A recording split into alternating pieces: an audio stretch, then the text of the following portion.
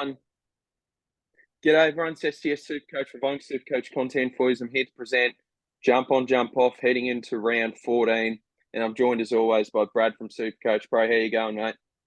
Yeah, good, thanks. How are you going? Yeah, doing all right. We'll keep this pretty quicker than usual because you do have Muay Thai in about half an hour. So we'll keep it, we'll aim for 15 minutes. So we'll see how we go. That sounds good. It's easy. All right, so number one most traded out player is James Sicily. Now, we just heard at around 5 o'clock that they are appealing the 3-match suspension. As a Hawthorn spot, I reckon it's an absolute joke that he got 3 weeks for that. I don't have him, but if I did have him, actually, another thing to point out, the appeal decision will be happening on Monday because of Hawthorn's bye. So you still got to make a decision whether you want to keep or hold it without knowing if it's going to be accepted or whatever. So that really throws a spanner in the works for any SuperCoach owner. So I think for that reason, I think he's a trade. I think he's just going to be out for too long if it does stand at 3 weeks. If you're running low on trades, maybe you can hold Sicily and hope that he gets a shorter suspension. What do you reckon? I'm probably holding because it's on Monday. I didn't know that. However, if on Monday he does get the 3 weeks, then I'll trade him out after that. But I'd rather hold and wait for the Monday appeal. That's my thoughts on that one. Actually, that's probably a good call because you never know. If he's out for another 3 weeks, then you can still trade if you want to, but you'd rather wait and see like what the actual result is. So, I mean, owners could get off scotch-free if they hold and, he's out for 2 weeks, 1 week, whatever. So, number 2, Seamus Mitchell. These Hawks boys do have the bye this week, so he's basically made his money. He's been a very good rookie along with Josh Weddle, but I think Mitchell and Weddle been very good rookies, but I think it's their time to go. What do you reckon, Brad? Yeah, if they get you a primo, time to go. But I think they've both got really low break evens, so I'm an advocate for both. But it also means like you sort of need players to come out this bye, and they're the probably first 2 to go. I think Weddle will make about 350, so you're probably only showing yourself, 10 to 20, 30K. But I think Mitchell can make another 50 to 60. So you're also got to look at what the players you're going to bring in, what their break even is. Like if they're going to make 30K anyway, you may as well just do it now and bite the bullet and not worry about maxing out. So I'm sort of sitting on the fence. It's just team dependent for those 2 boys. Yep, fair enough, mate. And at number 4, we've got Jacob Van Rooyen. Break even at 19, still got quite a lot of money to make. So 328K. He's been a good rookie if you held on to him for this long, but I think he's a trade still. I just think the players with this buy, they've made a lot of cash, and you're looking to upgrade your side with round 12 or 13 premiums. I think it's perfectly fine getting rid of Van Rooyen. I'd jump off. What do you reckon? Probably jump off knowing that he plays Cats next week at GMHBA Stadium. So, but he's low break even again. Probably jump off because, like you said, it's hard to field a team this week, and he's made just about max out coin anyway. So I'm probably more jump off than anything. Yeah. Yep, and at number 5, we've got Oscar Baker, 284K. You probably should have jumped off already because he was the sub last week. So if you got him, yeah, you really need to get rid of him this week because this is 113 break even. He's just going to keep plummeting down in price. So please, if you have him, get rid of him if you still have him. So he's a clear jump off. What do you reckon? Yeah, you stole all the words out of my mouth, mate. So yeah, definitely jumping off for all those reasons as well. Yeah, probably should have traded him already, but that's all right. He's been a really good rookie. At number 6, we've got Alex Chincotta from the Blues. Just keep an eye out on team selection. Carlton might swing the axe a little bit there in selection. If he does get dropped, I will be stuffed. So I'm begging that he holds. Yeah, just keep an eye on team selection. But I think he's a hold. I think his break even is actually quite low, 26. Yeah, so you can keep him for 1 more week. Flick him at his bye. Yeah, he's a hold for me. Yeah, I'll probably hold him for 1 week because he plays Gold Coast at the MCG and then flick him on his bye. Break even's pretty low as well. I think he'll actually do all right against Gold Coast. I hope he doesn't score out a ton and then that would make it really hard for us to sort of get him out. But I reckon he'll probably have his best score in the last month of this game. So I reckon they even bounce back and win this week as well, the boys. I'm actually tempted to tip the Blues as well, mate. And at number 7, we've got Will Ashcroft, 425,000. I think he's a hold for one more week. I think if he does have a bad game, that break even, it's already pretty high at 116, but he has scored better at the Gabba. So I think that's my reasoning for why people should hold him. But if he does put out a pretty average score against Sydney, I'm thinking under 80 again. I think he's a trade even with the bye next week. He's probably going to start dropping a fair bit. So I think he's a hold for now. See how he goes at the back at the Gabba, and then reassess next week. What do you reckon? Got a big call. If I'm holding him, I'm probably holding him for the season as my M9. Because like you said, he's going to lose cash after this week. So for me, it's either I'm trading him out to make cash, or I'm just going to make him my M9. Because I think players like Mitchell or Weddle or whatever have to be at some point considered as a D7, M9, whatever position they're in, as sort of a buy cover. So if you've got a suspension for a week or two, you're not wasting a trade on that sort of thing, and you're only doing a long-term trade injuries. So for me, Ashcroft with the break even, if I'm just looking at that, I'm probably just getting rid of him this week against Sydney. I don't think he scores that well against them, to be honest. Fair enough, mate. And number 8, we got Rory Atkins. I probably would have gotten rid of him last week, but if you still got him, 82 break even. I would hold, because if you didn't get rid of him last week, I think you hold for another week. He's just another guy on the team that will be playing for you this week. 82 break even isn't disastrous. He might drop a little tiny bit of cash, but it's nothing too bad. So I'd probably just hold. What do you reckon? Probably hold. I'm still deaf riding this bloke to that shout that guy on Twitter, but yeah, I'd hold him at the moment. Fair enough, mate. I mean, he's made 100K. He's been okay without being spectacular. At Yep. number 9, we've got Paddy Cripps. Gee, this bloke's having a very average year. Still Yep. 117 break even at 450K. My goodness. So, um, oh, I'd probably hold. I'd probably try to buy flip him next week, to be honest, instead of trading now. So I think he's a hold for this week. Maybe try to buy flip him. What do you reckon?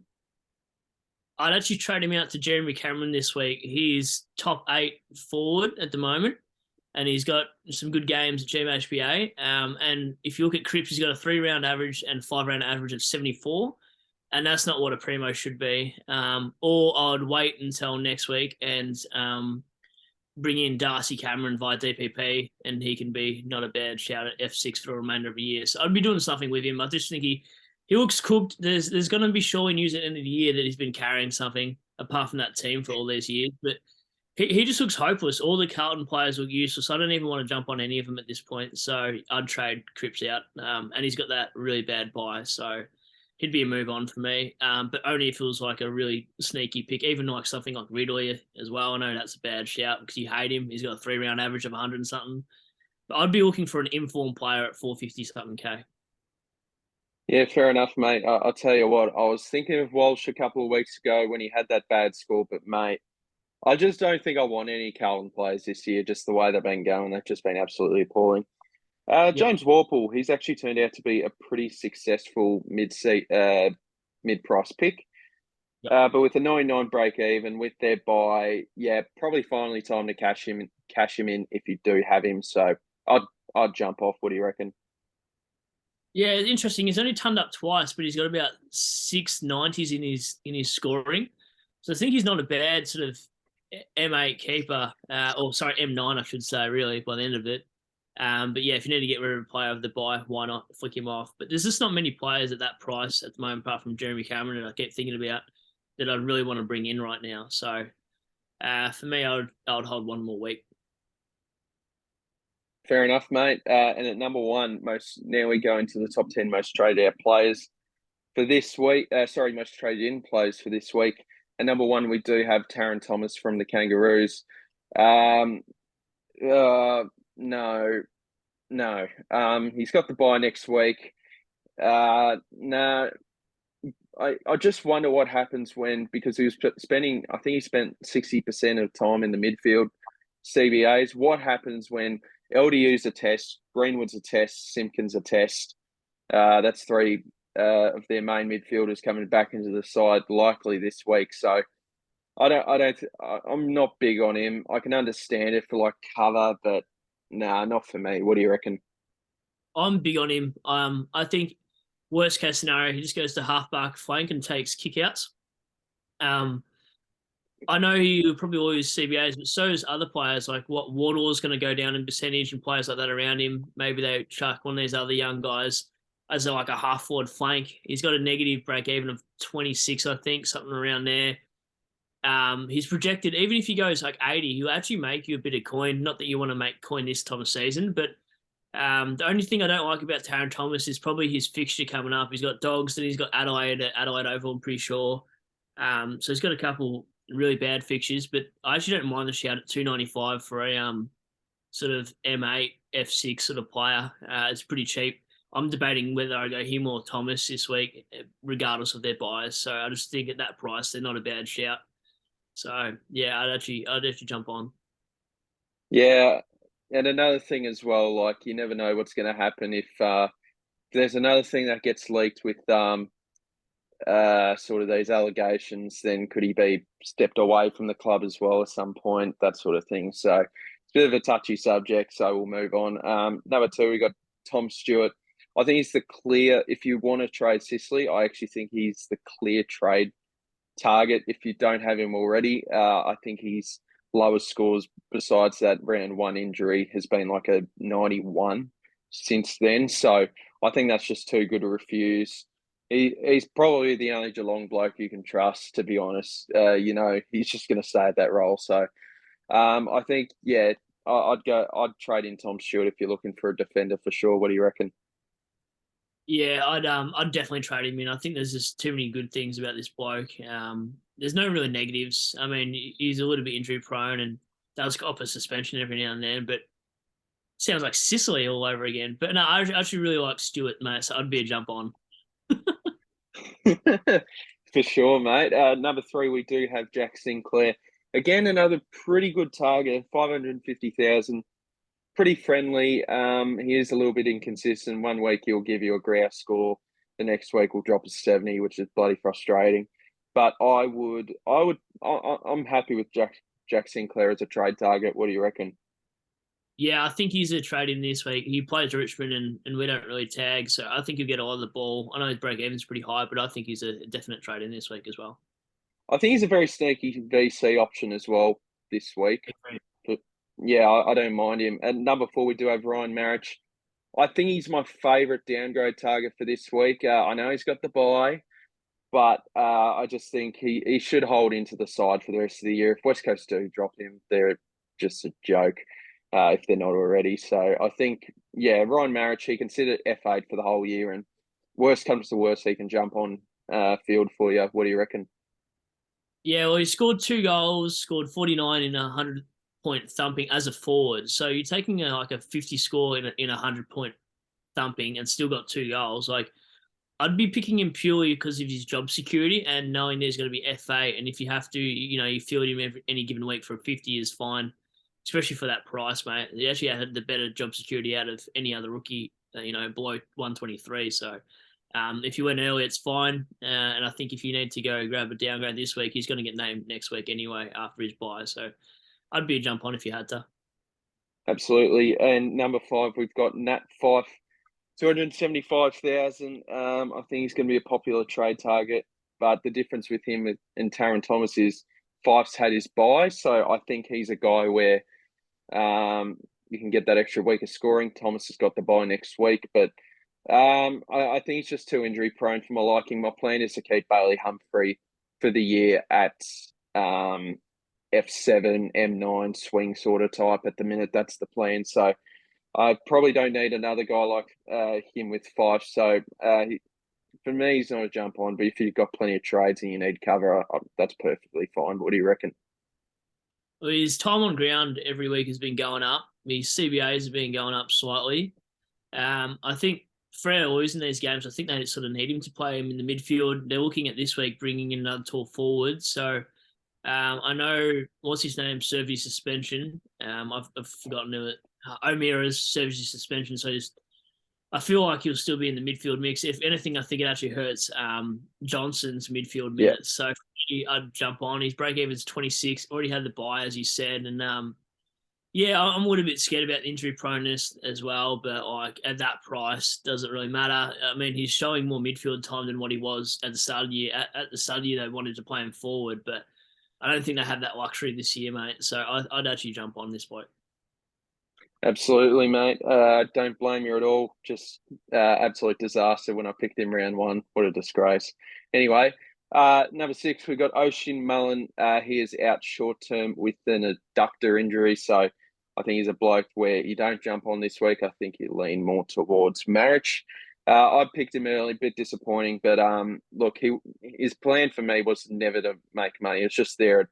I needed a downgrade option, and I needed an extra score on field in round 12. So I think, if you want to trade in Mullen this week, I'd probably avoid it. Short term injury for him, so I'd probably go marriage. So what do you reckon? Yeah, I wouldn't jump on. I don't think he even gets a game for the rest of the season now that they got their players coming back in, mate. So yeah, on to the next. Yeah, exactly. Number 7, we got Lewis Melican, 172,000. I'm still not sold on his job security. Like he hasn't played consistently for a little bit. So at 172,000 is an elevated price. Not big on it. I'll probably pass. What do you reckon? Yeah, I don't know. I'm on Twitter trying to find everything about this bloke, and he's never really played a full season. Excuse me. So yeah, I'm not too sure. If Noisy went down from a Weddle and made 150k, there's probably no point doing it. But yeah, it'd be interesting to see if there's any Swan supporters that can help us out with this pick more than anything about his job security. And even if the team lineups, if there's some like defenders that come back and he's still named, then I'll be a little bit tempted. So he's already had his buy as well. So I'm pretty 50-50 on this. I just wish I knew more about the bloke. Yeah, spot on. Just got to keep an eye on team selections for all of these blokes, of course. That'll happen tomorrow night. We'll hear about Port Adelaide and Geelong's as well in about 25 minutes. So at number 8, we've got Josh Fay. I actually don't mind him as a downgrade option. Do keep in mind if you are struggling with that round 15 buy, he does have that buy. So if you're willing to cop that on the chin and you prefer this bloke, if you need a defensive downgrade, he's honestly not the worst. So I can totally understand it. If he can just stay in the side, I think he has good scoring ceiling. He has a good scoring ceiling. So I actually don't mind it. I'd personally jump on, actually. What do you reckon? I'm not sure. It's his first full game. If you have a look at his minutes, I'm pretty sure. Yeah, it He's was. 50 something. I just don't know. Do you think he plays the rest of the season as not being a sub candidate at all? Like, what's the go? Why did he go 2 subs and now he's had 1 full game? Mm. And as well, Taylor and Cumming will come back into the side this week. So keep an eye on that with Harry Himmelberg as well as we transition into him. I'm actually really keen on him after their bye. I just not going to jump on this week just because I want to see what happens when Taylor and Cumming are in the side. So is there too many mouths to feed in that Giants backline? They did confirm that he's going to be spending the rest of the season at a halfback, so that is very promising. So I know he's got a 26 break even, but I just want to have another eye on him. So I would wait after his buy and pay 400. What do you reckon? Yeah, I don't know. Even if like 1 game with them is a good enough sample size anyway, I'd almost rather pay the 374, not pay for a 400k bloke that I'm unsure of. At least 370 is more value. His buy's crap, but they can't play Haynes forward, which is annoying because he's useless as a forward, and all their other backmen just suck as a forward. The only one decent is probably Himmelberg, even though they've said what they've said. I mean, you listen to Chris Fagan about Sharp, how he said, "Oh, we need to get back-to-back games into him," and then all next minute he's dropped, and that Yeah. game he was sub. So I'm not sure how much I trust the coach, but I can understand like you're saying to wait 1 game, but I'm not sure if 1 game will tell us all. Like, how much confidence will we all have picking in a bloke that's been playing forward all season, pinch hits in the ruck? He's sort of like a fix-it man, very very much like a Liam Baker. So I don't. The pick scares me. I don't actually rather Nick Haynes after he had that concussion. Then he scored a 60 coming back from concussion. Players never do well after a concussion game. But he like Haynes for the same round price is going to drop some coin, and he's got a lot of 90s in his system, so I'd actually rather that pick than anything. He's averaged close to 100 for a few years as well. Bit of a smoke. He's not even in this top 10 list at all, but I'd almost rather go there because at least I know what his role is going to be like. That's fair enough, mate. And lastly, at number 10, we have got Zach Butters, 633,000.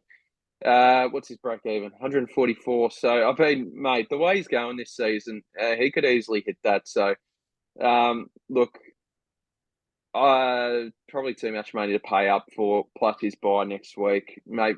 I think you just hope that he's 6'10", heading into round 16, to be honest. So I wouldn't jump on just yet, but he is a really good option. What do you reckon? What's his scores been lately? Like, I know he had those 2 really good scores, but I think he's come back down to reality, hasn't he? So we've had in the last month 184, 104, 105, 118. Still really Still, good. his 3-round average though is what, one? I don't know. I can't work that out right now, but 3 round of 109. yeah, I still think it's overpriced because these guys we get excited about, like Dawson did it for 2 weeks in a row or whatever. Every player will have the 2-3 week heat and then go back to their normal average. Yeah, So very like, true. I'm not fussed on Butters because I know there'll be a down game. I know he plays Geelong, so I don't know. I don't want to jump on any players now over 600k, and unless it's Clary. Even though we're both Clary biased right now, but anyway, that hurts us both. So yeah, I wouldn't jump on Buzz this week.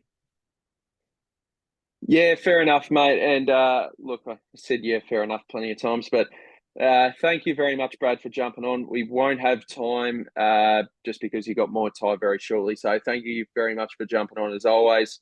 And thank you guys very much for watching. Make sure you like and subscribe. Subscribe to Brad's channel, of course. He does some absolutely grouse content on there. So thank you, Brad.